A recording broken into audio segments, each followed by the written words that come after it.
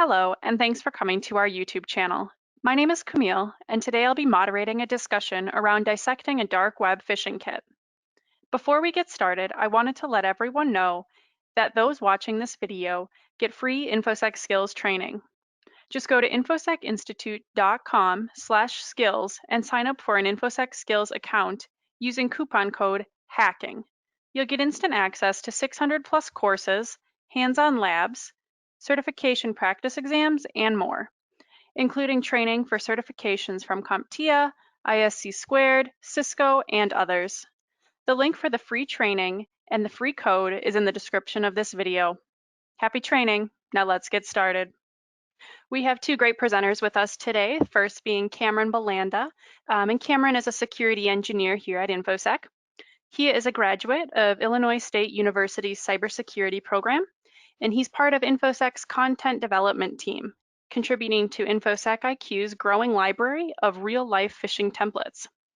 He also creates hands-on labs and training materials for Infosec's security skill courses.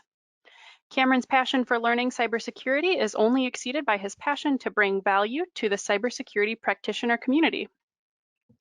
We also have Kevin Angeley, and Kevin is a solution engineer with us. Kevin is an experienced learning and development manager and versatile IT security professional. Kevin has helped design and implement security awareness programs for hundreds of organizations.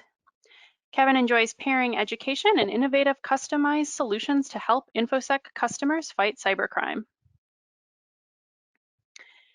And now just a little bit about us before we jump into the presentation. So here at Infosec, we focus on closing the cybersecurity skills gap at all levels of the organization. Security is everyone's job, so we offer training for everyone at your organization, from the accounting team to your SOC team. That includes boot camps to get you certified quickly, and continuous security skill development to keep your technical skills sharp, and security awareness and phishing simulations for your entire organization. And so with that, before I turn it over to Cameron and Kevin, I just wanted to give credit where credit is due. The presentation we're about to show you today is inspired from a demo that we saw from Steve Reagan, formerly with CISO Magazine. He did an excellent walkthrough of an Apple phishing kit on salted hash, and we wanted to share some of what we learned from him. So without further ado, I'm going to pass it on to Kevin and Cameron. Go ahead, guys. Thanks for that, Camille. So today we're going to be talking about a dark web phishing kit. And so I'm sure most of us are pretty familiar with this type of layout between the surface web, deep web, and dark web. Our focus today, again, being on the dark web. And for those of you who don't know, the dark web, like the deep web, are sites that aren't indexed, but the dark web consists of content that can really only be accessed with certain softwares or certain authorizations to access that information. Now, an additional note for this is, we understand that, when it comes to beating the bad guys at their own game, knowledge truly is the best defense. So we're sharing this research so we can better equip all of you to defend against these types of attacks and the tools that they're using to phish, employees, friends, and family members. So we don't condone the marketplaces, sellers, or products in the demo we're about to show you. We wish we could shut these down ourselves, but the reality is the dark web is a very evasive and elusive environment. So hopefully the insights you gain through this demo will help you stay more than one step ahead of whatever move they make next. And with that, Cameron, if you could please, let's go ahead and share what we've worked on today. Sure. So hello, everyone. Before we get into this, just to reiterate, these were some of the steps that we took to actually locate and purchase these phishing kits off the dark web. So the things that we happen to use here was a virtual machine. I used an Ubuntu 18.04 based machine. You'll need Tor, which is a free open source anonymous browsing software platform. So you can use that to hide your IP. It's actually one of the few ways that you're actually able to access the deep web and dark web.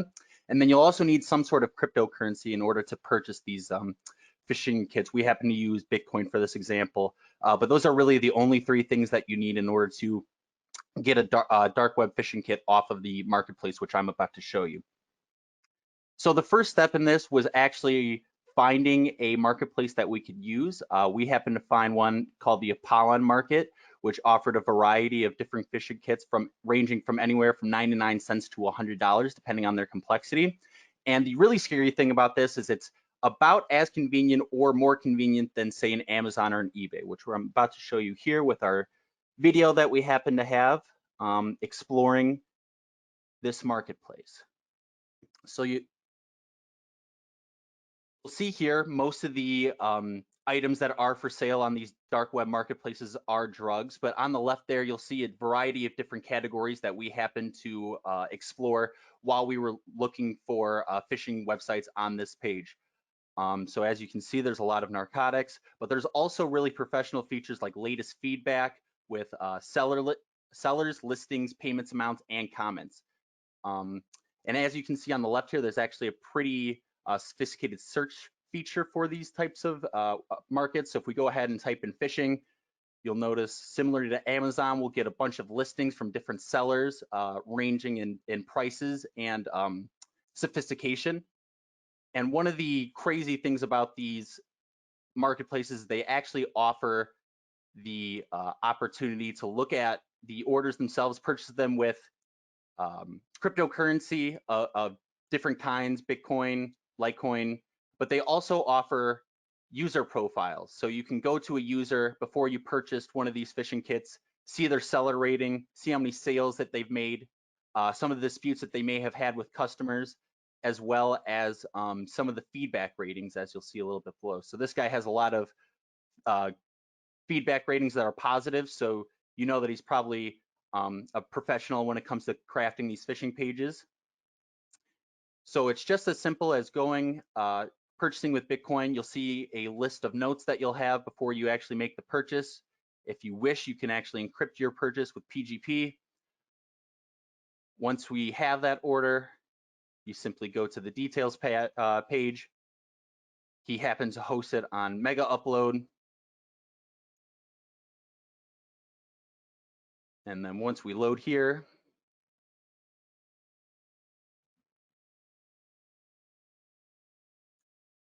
you will notice, give it a second. You'll notice that our phishing kit that we just got from eBay comes in a nice zip file that we can conveniently download. So that is really the process of going in and purchasing a phishing kit. A lot of these dark web marketplaces are moving around. Some of them may not be up all the time. A lot of them are constantly being shut down, which is really, really good. But it just goes to show that these phishing kits are out there. They are really easy to get, and you know, this is a new time where we're going to need some more awareness when it comes to training users to spot these.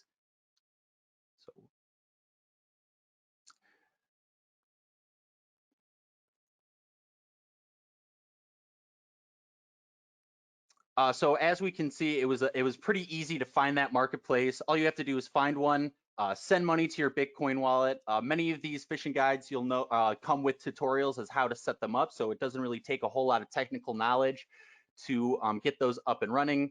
And then from there, you set up your phishing pages, email your targets, and like I said before, cybersecurity is not necessarily a necessity anymore, which we'll go ahead and show you in this next video.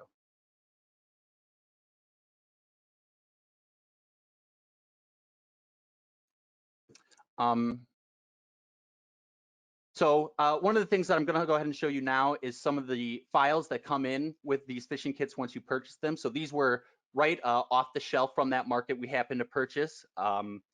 In this instance, I happened to buy a blockchain one. So if we take a look at this PHP file here, you'll see a big index page that we'll get into a little bit later. But you also notice really professional HTML pages. So with this blockchain website, if we go to that HTML page, you see a really nice confirmation required looking HTML page that would probably fool most people into thinking that it may be legit because of the authenticity and the styling of that type of HTML site. I'm going to go into these a bit more, but if you take a look at some of these BMO pages, you can see just how nice those happen to look. These are really professional looking HTML pages. We'll go into the PHP for those a little bit later.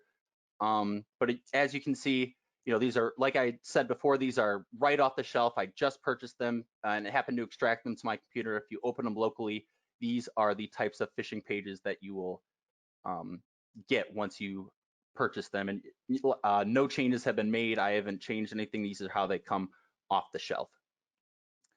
Take a look at some of the index pages with some code that I think most software engineers would be pretty impressed to see. And then we also happen to have this Halifax page with certain PHP files that will help run and capture credentials like usernames, passwords, and IPs. We'll take a look at that in a bit as well. Okay, so you have your phishing kit. You've seen some of the PHP files that come with them that will help capture credentials. Now we're going to show you a video that just shows you how easy it is to get that up and running with minimal technical knowledge required. So in this instance, I happen to use 000webhost.com. You happen to notice that it's an empty site right there.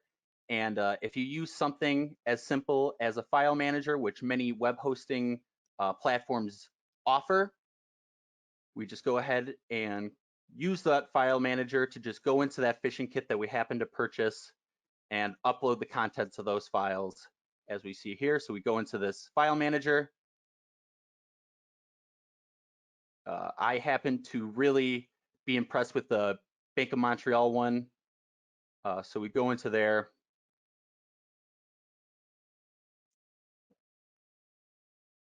And once we upload all of these HTML and PHP files, we have them uploaded. And now once we go to that website that we happen to be getting host, we have a pretty professional looking page.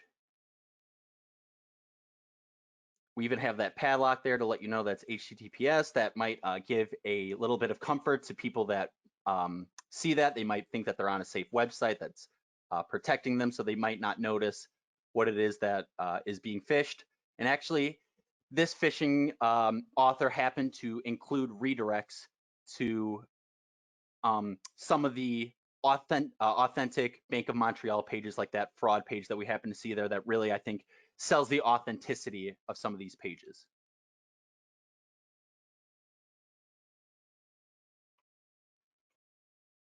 Okay, so just as a bit of a recap, what happens when you combine a marketplace that has the ease and use of an Amazon and eBay with illegal goods and illicit services? And the answer is pretty bad, I would like to think. I think, Kevin, this demo really goes to show just the nature of phishing is really changing. You don't necessarily need to be a cybersecurity expert or even a computer expert now to begin phishing campaigns, and I really think that's where user awareness and knowledge is going to come in the future, because the nature of phishing is changing and it's going to become a lot more prevalent in the future. And I think that's an excellent point, Cameron. For someone who with limited technical skills, I mean, it seems that it was a little bit too easy to find a marketplace, add some Bitcoin to a wallet and start utilizing these phishing pages, just a few clicks away from being able to upload this. And that's actually a terrifying kind of perspective to have on these things, because if it's really easy for end users or people to come in and start using these, it certainly increases the number of attacks and threats that are out there. Now, when you were going through and you're looking at these different marketplaces and going through the different types of threats, I mean, how common is it to see prevalent brand names showing up in these lists? Sure. So one of the biggest things that we try to do when we're creating phishing pages for our customers is you really want to sell that authenticity, right? And nobody really believes authentic phishing pages coming from off-brand websites or services. So, you really need to establish that this is, or phishers rather, are trying to establish the fact that these emails are coming from legitimate organizations like a Bank of Montreal or a Halifax or a Chase Bank, to really try to dupe the intended receiver of those phishing mails into thinking this is a professional company that does their due diligence and wouldn't allow a phishing email like this to come to me. And you know, there's some definite big names in there as well, like, you know, financial institutions, eBay, people that are in the internet space. Now, are any companies really able to prevent or really mitigate these threats? Sure. So I think prevention is definitely going to be very difficult because it's going to be impossible to not have authors create fake pages using your logos and uh, websites. You know, the fishers will be able to recreate those. I think the really big thing is mitigating those risks by having clear-cut policies and channels of communication so that when these phishing pages are either sent or found by users or security researchers, they're able to quickly find them, isolate them, and then hopefully take them down without affecting too many people. Definitely, and again, always about education for these. Now, when we were going through the marketplace and evaluating other types of things that you could purchase there, what other types of cybersecurity specific threats were available in there? Were we seeing malware and like ransomware attacks in there? Sure. So there were a lot of software services that did offer kind of nefarious malware, ransomware, um, malware, you know, Trojan horses, things, anything that you can think of in terms of cyber criminals. They are willing to sell it on that marketplace and make a buck from it. So I think it's really important that people become more aware of the types of attacks that are out there and just how easy they are becoming for people that aren't necessarily professionals in this space. Absolutely. No, that's terrifying to see, but it's great information to know. I mean, anytime that we can add more knowledge to our repertoire to understand the threatscape that's out there, it only builds on our profession. So that's great information for us to include. Now, in terms of these incidences that we do see, like the ones that we have for BMO, you know, how should these be reported? Sure. So I think when it comes to these types of incidents, the rule of thumb should be to make all parties involved aware that these phishing attempts are going on. So if you were one of these users who happened to receive one of those Bank of Montreal phishing page emails, not only do you want to make Bank of Montreal aware, but if you can, you're going to want to make the web hoster aware. Because many of these web hosters also have clear lines of communication. I saw with that 00 web host one that I happen to be using, they have a system where people can go and report fraudulent websites being hosted by them, and they are quick to take them down. So I think to reiterate, the rule of thumb is to make all the parties aware of the phishing campaign that's going on. So hopefully they can deal with it internally and externally as quickly as possible. Yeah, and you know, I want to make it clear that we've definitely done our due diligence with these here. We definitely took the time to reach out to BMO and let them know about this kit that's available. We've also requested a takedown from Mega. So, you know, when these things occur, if we're seeing this, you know, we are practitioners of these things, and we definitely took the time to make sure that we made these organizations aware of these different kits that were being sold and as well as accessible to really anyone on the dark web. Now, with that in mind, and we've talked a little bit about the sophistication of the tools that they're purchasing on the dark web, how dependent should we really be on our security tools? You know, the threatscape's always evolving and the tools are always changing. How safe are we with the security tools that we have in place? Sure. So, you know, you can never uh, overestimate I think the value of knowledge. I think knowledge for each and every user is the first and best line of defense. Training your users to recognize these. It is nice to have additional security controls like URL filters or firewalls that may block these malicious websites. But overall, I think the number one thing that organizations and individuals can do to mitigate these types of threat is user awareness and user training, making people aware that these phishing attempts are out there, they're getting smarter, and they don't necessarily need to be coming from a professional hacker. That's what I say would be the biggest way to mitigate these types of risks. Certainly, and you know, as we were exploring the kits and evaluating the content and staging this presentation, I know some of the things that we started looking at is common methodologies that hackers use to evade and mislead the audience for these phishing attacks. And we started evaluating different domains that could be used, and we found some very similar or very convincing domains that were available to be purchased for BMO or close to Bank of Montreal's current and existing domains. That type of typo squatting that we see being often used to kind of create more divisive and a little more deceptive threats. What other type of training for the end user would you recommend for these types of threats? I mean, it just is a matter of staying educated in terms of not only training yourself to look at these from an end user's perspective, but I really recommend that individual people maybe sign up for security researchers, phishing campaign dissections. A lot of security researchers go out there and find these types of campaigns. So educating yourself in that sense, I think, is the best end user training. Just making, the more that you're exposed to these types of phishing kits, the more you'll be able to find the faults in them and be able to pick them out and hopefully not be tricked by them. Certainly, and obviously with our end users, we're trying to close that knowledge gap, provide consistent reporting processes for those end users, and making sure that people are aware of different techniques, best practices for previewing URLs, what to do when you don't trust an email, and a big focus is on those specific employees, friends, and families. But for security professionals, what's probably the best way for them to stay on top of this kind of ever-changing landscape of cyber threats? Basically in the same way I'd say, right?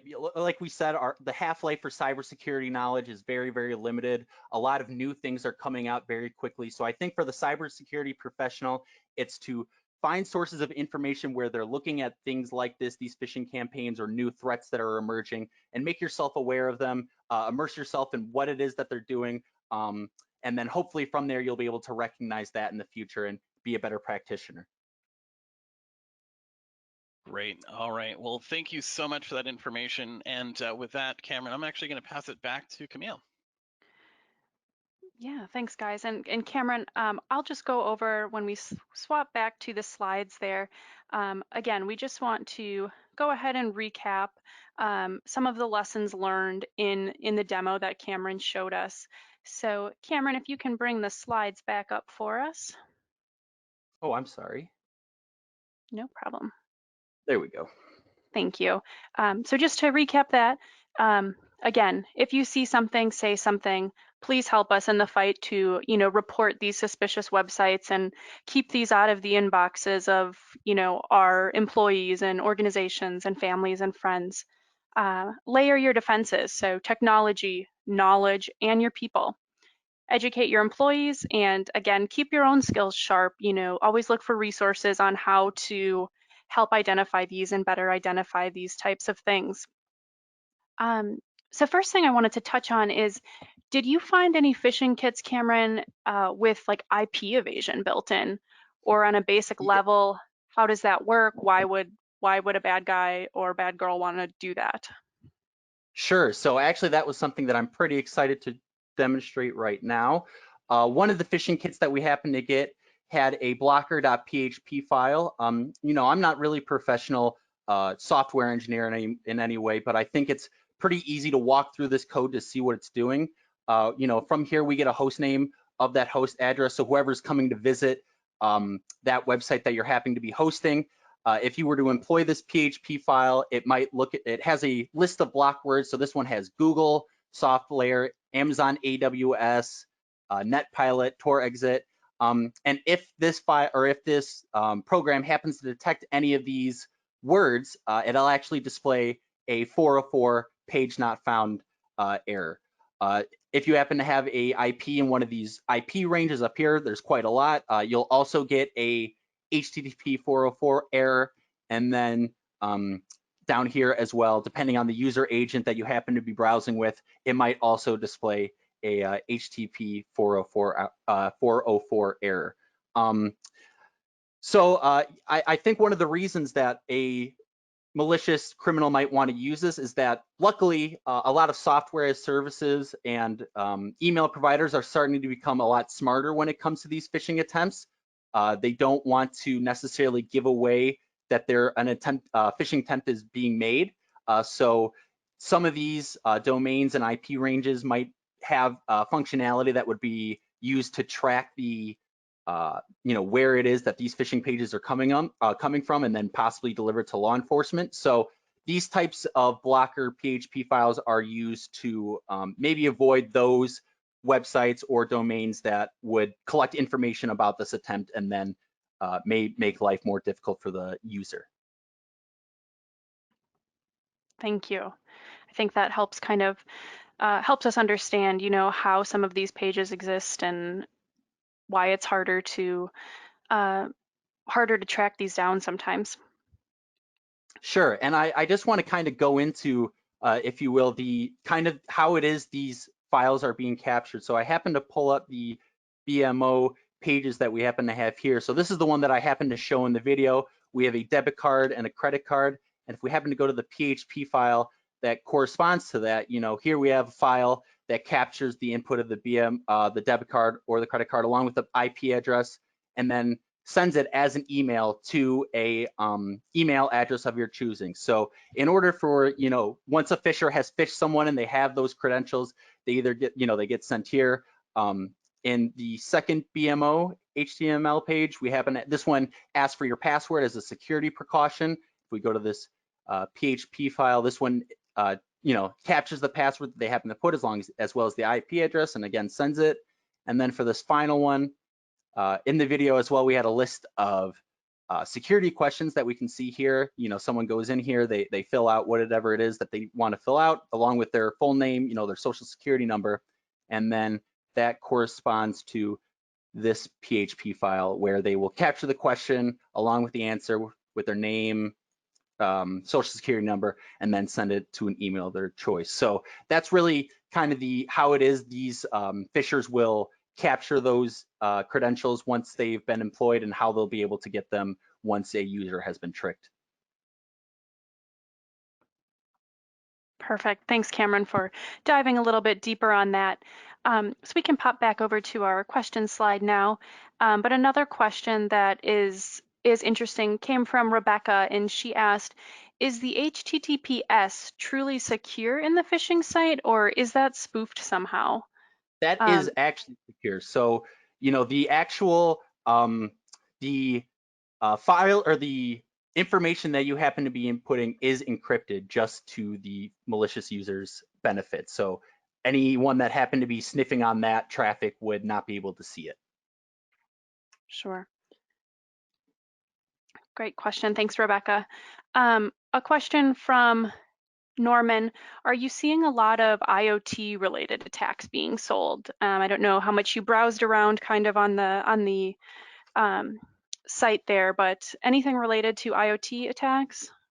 Not on the phishing marketplace that I happened to find. Most of these were kind of big brand names and services that required a login. I think at this point in time, IoT might be a little bit too obscure in terms of development for those types of phishing kits. I didn't happen to find any on the marketplace that I was looking at.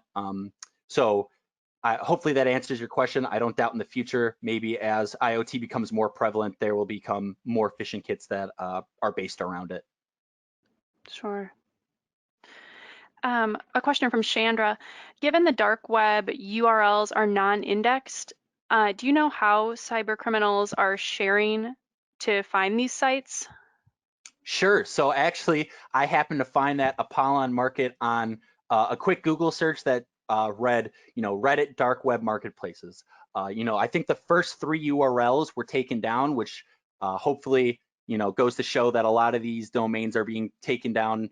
But the one that I happened to check, the Apollon Market, we happened to use back in February for a live presentation of this, and it still happens to be up. But I happened to find the URL for it just on a Reddit post after a quick Google search. So it's not as if you need to look in a very specific place to find these types of websites. And I'll go ahead and I'll add to that.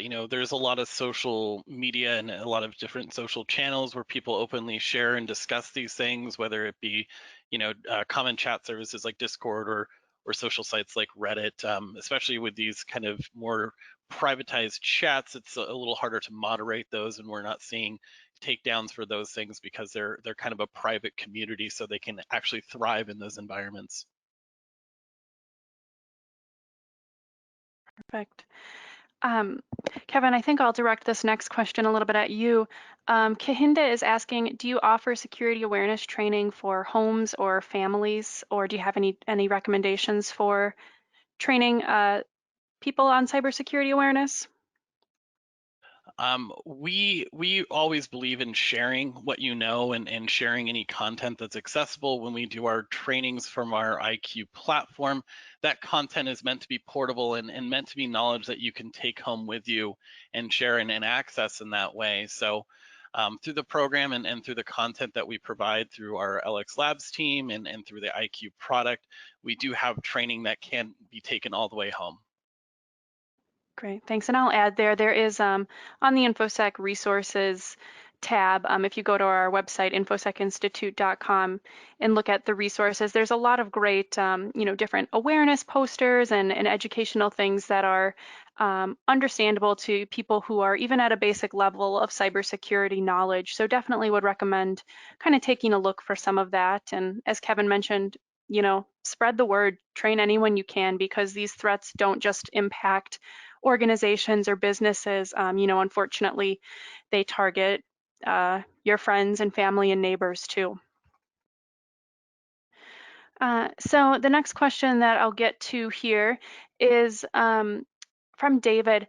Can you determine if a site is bogus or fake by examining the digital certificate of the site? As I'm pretty sure that you can. There are ways to using the digital certificate to detect, that this site is bogus. I don't know the process at which you can do that, but I am pretty sure that that there is a method to do that.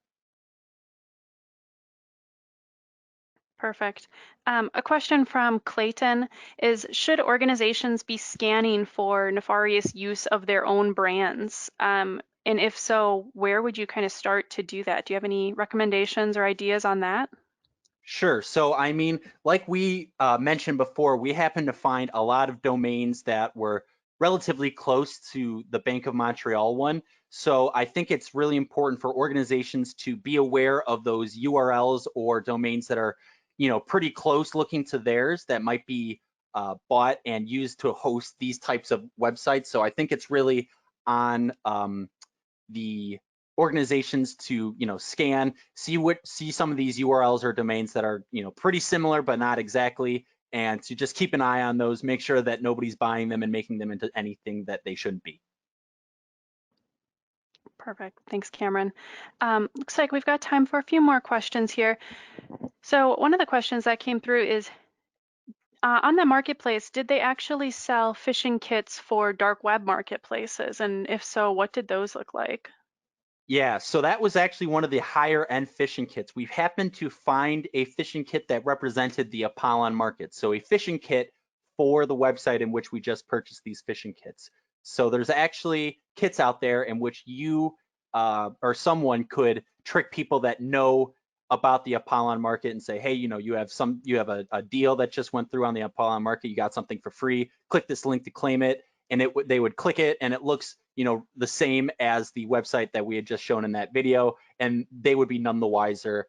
So fishers are beginning to fish the fishers. And Cameron, I know that the prices can vary a little bit in those marketplaces. So are those kits more expensive, or are the kits just all, kind of easily accessible price-wise? I'd say for all the name brand phishing kits, the Chases, the BMOs, Halifax, those are all going to be in the range of $5 to $15 maybe. All the ones that we happen to get were about $5 or $10 in price. So it doesn't, and then the price will ramp up as maybe you get more obscure. So like I mentioned earlier, that Apollon market one was $100 because I think they know that is scarce. Not many people are going to make that type of phishing kit, whereas there's a bunch of different users that can just go to an HTML page of Chase or a Halifax and just grab that and be constructing their phishing kit from there. Sure.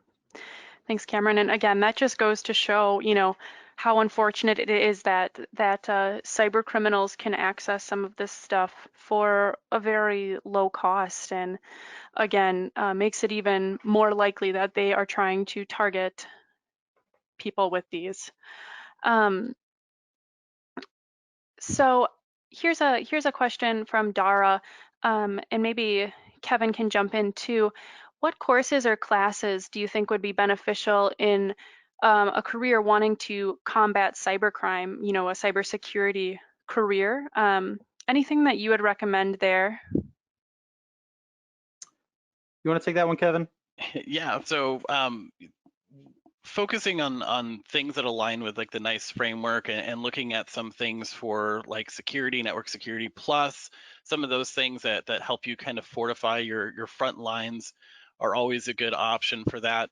And there's a lot of other passive learnings that you can do, subscribe to reputable Infosec, newsletters and keep up to date with, Infosec IQ blogs, just to talk about some of the more basic skills for preventative measures can really lend a wealth of just kind of baseline knowledge for anyone ramping up to, be evaluating and determining the threats that are involved in some of the messages that are coming through.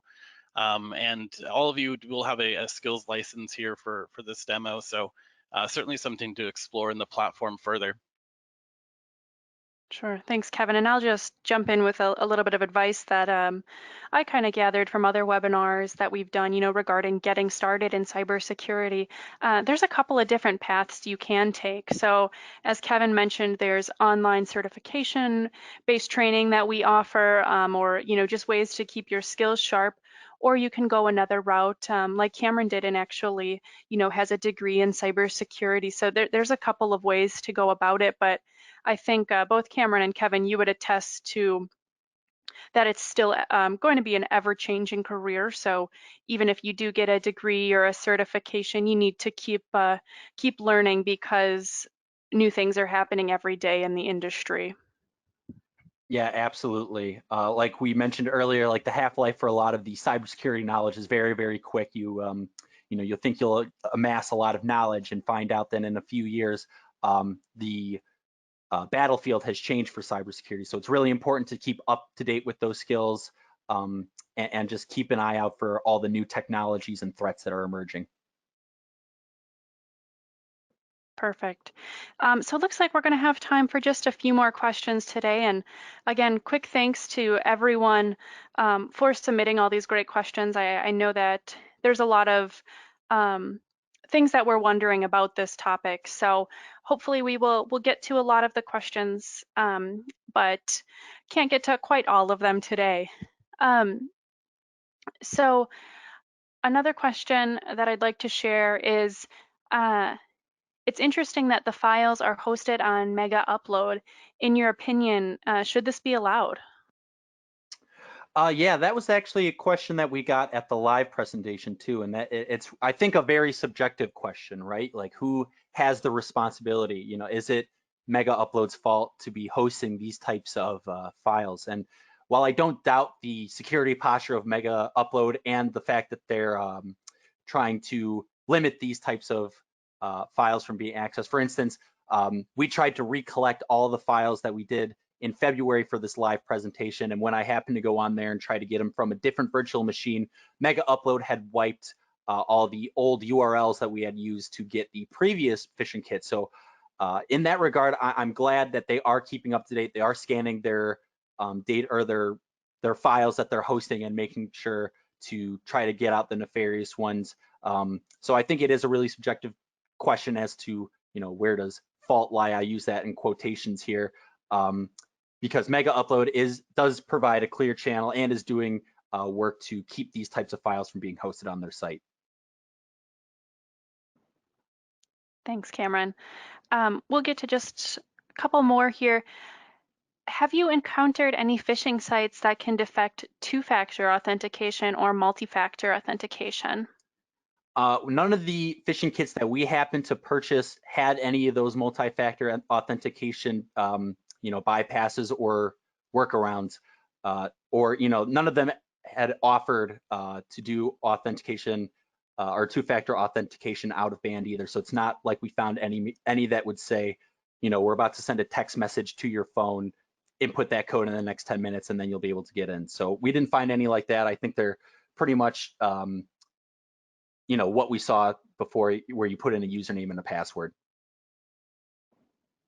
Thanks. A question from Eric, and I think maybe Kevin can address this because I know this is something that a lot of, you know, clients and things are concerned with as well. Did you come across any COVID-19 related phishing kits, and you know, how common are those? And I'll definitely take a piece of this one. So, you know, when anything like this is topical in the news, and it's always the worst when people exploit a tragedy like this, whether it's, you know, disaster relief or this pandemic, we actually see this type of, you know, illicit community flourish from these things. And we will see stuff related to COVID and public health announcements, stuff from, you know, World Health Organization. Those types of campaigns will be available out there for people to use and really just, you know, exploit people at the worst of times. So we will see that type of kind of templates and stuff coming through with these phishing attacks. And it's, you know, it's kind of disgusting to see. And as a result of that, I mean, it's something that we focus on and train on is these relevant and topical attacks like COVID. But those are definitely things that are included right now in those marketplaces. Perfect. Thanks, guys. So we will go ahead and take just about 2 more questions here. Let me move over to the next question. So someone is asking again about kind of the reporting. Can you remind us again, you know, A, what we did to when we found these kits, and B, what someone else can do, you know, when a phishing attack might come into their inbox, for example? Sure. So in regards to the first question, all the phishing kits that we purchased, I have sent to the, or not sent, but I've made aware of the respective companies. So I've sent a message to BMO, Halifax, Chase, and made them aware that those phishing kits are online, and if they wish to see them, we'd be happy to provide them for them. And then, I'm sorry, what was the second portion of that question? Again, just kind of what can someone do if a Right. phishing attempt comes into their inbox? Right. Well, luckily, a lot of email software services are now including a report phishing button that can be used to report these types of messages. But if you want to go beyond that, I really do recommend reaching out to the organizations that are affected by this, not only the organization that's trying to phish you, but maybe the hosting website that page happens to be on. I think that's a really good rule of thumb in order to you know, properly make aware these phishing kits and hopefully get them down or taken down quicker. Sure. And Kevin, could you jump in there a little bit and talk about how can you train people to report these, and why we should have our employees, you know, reporting these instead of just ignoring something like this? Yeah, engaging your frontline employees is absolutely critical to this, because that's what's feeding these larger databases and really informing where we need to block and mitigate these types of threats. And I'm a big proponent of having a very simple, single, repeatable process for your end users to follow for reporting. So the less clicks, the better. If you can give them a big red shiny button to push on for them to report an email, that's probably the most desirable state. And getting people trained in repetition to this so that sinks in. And when they do get something, it's not a question of what do I do with this email, but it's a how quickly can I click that button and send it off to my IT team or my incident response team for them to actually do the work. And, you know, take a look at that email, see where it's going, check to see where that IP is being hosted or who's hosting that service, and they can facilitate those takedown requests. But really for me and in practice and with any of the customers I work with, I'll always advocate for a single, simple, repeatable process for the end user to report emails through. Sure. Thanks, guys. So with that, I think we're going to go ahead and wrap up today. Again, thank you everybody for joining with us and chatting today. And a special thank you to Cameron and Kevin for your valuable research and sharing this information with us. Also, I know we kind of grilled you guys with questions at the end, so great job sharing some of that information that we need to know, excuse me. Before we wrap up here, again, Infosec does not condone these activities on the dark web. We shared them today in hopes that cybersecurity professionals like you are better equipped to handle the threats that our organizations, employees, friends, and families run into every day.